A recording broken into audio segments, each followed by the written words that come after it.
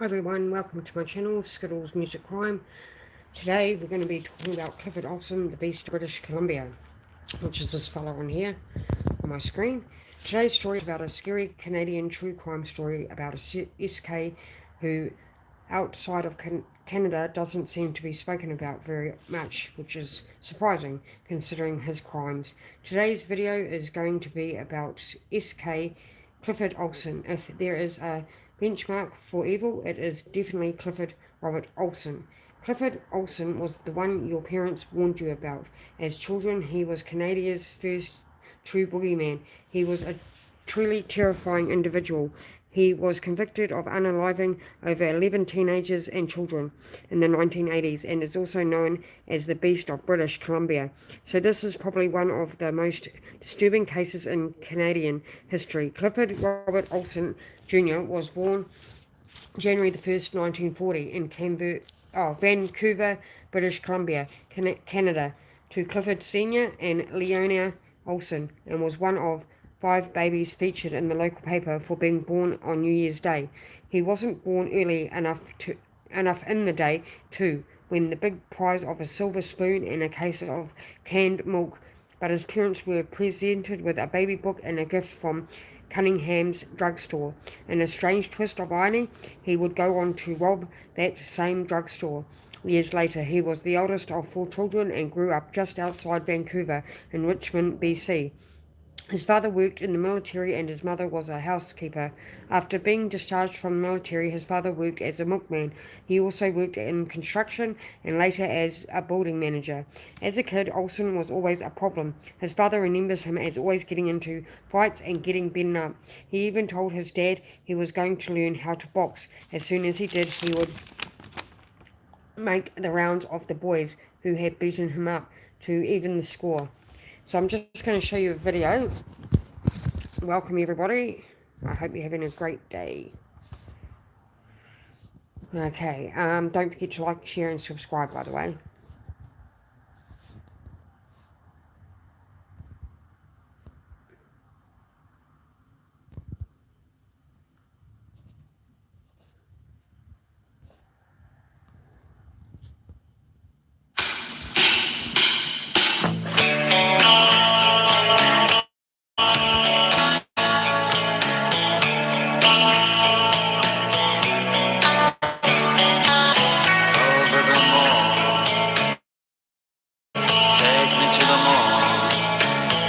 Shallow grave and I'll lay me down over the moor.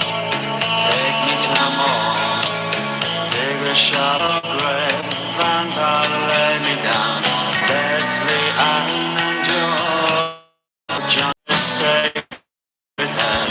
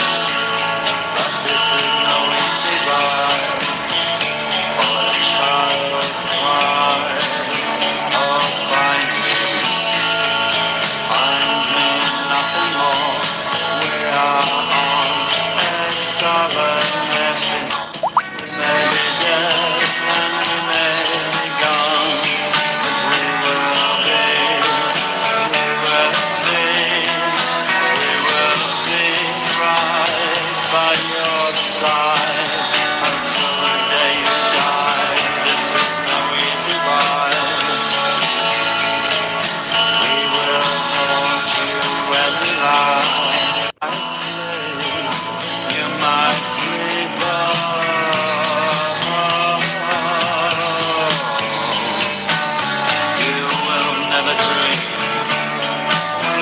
Oh, you might sleep, but you will never dream. Right. Okay, so I'll carry on. So he didn't have a strong relationship with his dad. His father wasn't abusive. He just didn't really have much involvement in their children's lives. His mother was known to coddle him, and this is probably where he most likely learnt how to be manipulative.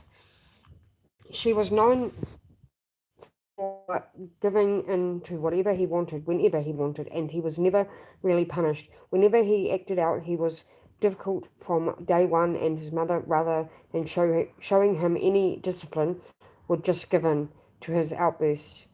She would be the one making excuses for her son's crappy behaviour rather than dealing with it. Despite being raised in a fairly stable home and showing no signs of abuse, like some other SKs, he showed signs of delinquency at a very young age. He was in trouble a lot. He began to skip class when he was only 10 years old, and after completing grade 8, he quit school altogether to embrace a life of crime and was first arrested at the age of 13. He was known as a bully and a show-off, and someone who liked to spin really elaborate lies. One characteristic mentioned most by people who knew Olson was his compulsion to talk, his constant talking. When he used it most effectively, usually got him his own way. Most of the time, but for the most part, he was a loner, a loser, and a failure. He went to prison for the first time, July 1957. He was only 17. He was constantly getting into trouble, but never showed any remorse. He just didn't care at all. Over the next 24 years, he would rack up nearly 100 convictions, consisting of obstruction of justice, possession of a stolen weapon, possession of firearms, forgery, false pretenses, parole violation, impaired driving, theft, break and entering, armed robbery, escape from lawful custody, SA, and gross delinquency. Indecency, sorry. It capped off his long record. He ended his life of crime in one of the most shocking strings of unalivings ever witnessed in Canadian history. Looking over his record, one wonders why he was ever allowed out of jail in the first place for good behaviour. All he did was go straight back to his life of crime. At the age of 17, he was finally sent to jail for break and enter. But he wasn't there very long before his first escape attempt. And on the first escape attempt, he managed to steal a powerboat. He was not on the run very long, but he was soon recaptured. So I'm just going to show you another video, guys. Welcome, by the way, again. And thank you for being here. Police expect Clifford Olson to be charged next week with at least 5 of 9 known murders in the Vancouver area. 2 youngsters are still missing, and the Royal Canadian Mounted Police believe they are dead. So far, Olson is charged with first-degree murder in the death of 14-year-old Judy Cosma. Yesterday, searchers found the body of 17-year-old Louise Marie Chartrand. The dead missing youngsters range in age from 9 to 17 years. The 9 bodies were found nude and had either been bludgeoned or stabbed to death. The search is continuing this weekend in the Vancouver suburbs where the children's bodies have been found. So far, the search today has turned up nothing new. But at a news conference, police indicated they believe they have the man responsible. We do have a suspect in relation to these murders, and charges could be laid after Mr. Hall has reviewed the material. We have, and that will be up to Mr. Hall. One suspect in all the cases? Yes. Hall is Crown Prosecutor John Hall, who is preparing charges against suspect Olson in what police call the worst case of mass murder in British Columbia history. John North, ABC News. I will stop right there and I'll carry on with it. He was sent to Hungy Correctional Centre with more time added to his sentence. Olson's long years spent behind bars, I noticed he seemed to be the only prisoner constantly brewing up new ways to escape out of jail. In total, Olson would attempt to escape 7 times. Seriously, how does that happen? Clearly wasn't being watched. Although he attempted to escape 7 times, he clearly wasn't very good at it. He usually wasn't on the run very long, mainly because he had nowhere to go. The only thing he succeeded at was having more time added onto his sentence. The problem was he never really planned out these prison escapes. It was more like a compulsion to him. He just couldn't help himself. 90% of the time he escaped, he would return on his own, or he would hide in the woods, waiting to get caught. Clifford Olson gained mild fame for his escape attempts. He enjoyed seeing his name and face in the paper, and soon he began making more extravagant escape attempts that were more or less for media attention rather than actual freedom. After his second escape attempt, authorities moved Clifford Olson to a higher security prison in Saskatchewan, but apparently it wasn't secure enough. Almost immediately upon arrival at his new prison, Clifford managed to steal civilian clothes and walk right out the front door. The RCMP recaptured Olson in only a few hours, but Clifford mocked them for their failure. So I'm just going to show you some more videos, and then I'll finish up. Don't forget to like, share, and subscribe. Okay, so here we go, guys. This is him when he's a bit older.